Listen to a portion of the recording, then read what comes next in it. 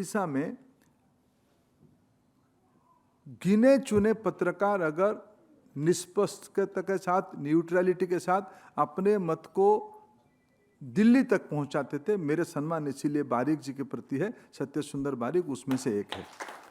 मानविक issue, पलायन हो रहा है, बच्चों की सेहत ठीक नहीं है, अर्थनीति की दिशा स्पष्ट नहीं है, कोई सनसनी न्यूज में नहीं जाते थे। मैं हिंदू को दिल्ली में बैठ के डिजिटल एडिशन रोज पढ़ता था और सत्य सुंदर बारिक की बातों को पढ़ के, विषयों को पढ़ के मैं मेरे मन को मजबूत करता था कि शायद मेरे सोच सही है। किसी ने तो ठीक लिखा, उसमें हमको आलोचना भी करते थे।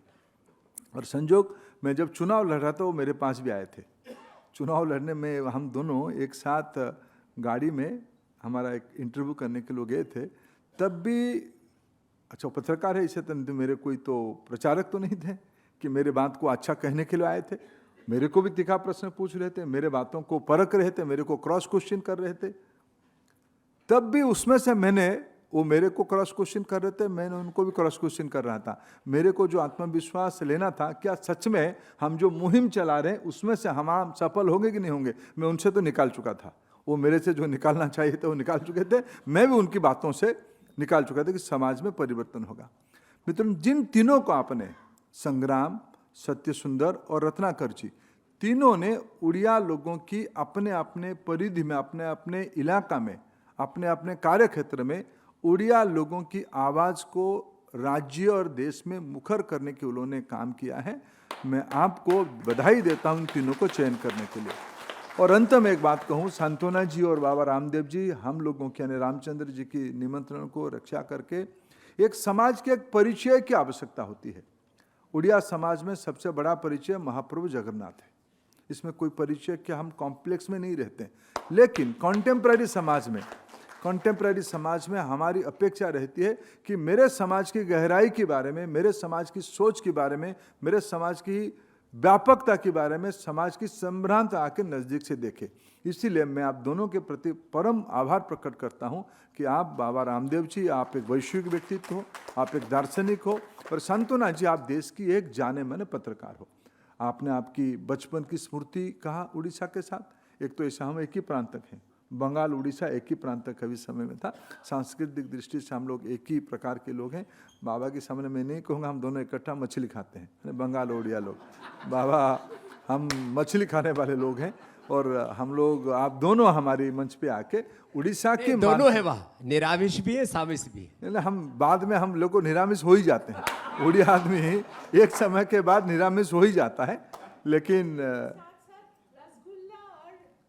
छेनापोड़ा भी हमारा है। रसगुल्ला, देखो मैं वही चाहता था कि दिल्ली में रसगुल्ला के बारे में, छेनापोड़ों के बारे में, पूरी के बारे में, पका हुआ जो रसगुल्ला वो यहाँ नहीं मिलता। लेंगे बाबा आपके लिए अगले बार लेके आएंगे। मैं बिल्कुल हरिद्वार पका हुआ रसगुल्ला के बारे में आपने कहा। देखो यही सब विषय, सब समय राजनीति नहीं होनी चाहिए, सब समय मारा पीट की बात नहीं होनी चाहिए, सब समय तू मैं होनी चाहिए।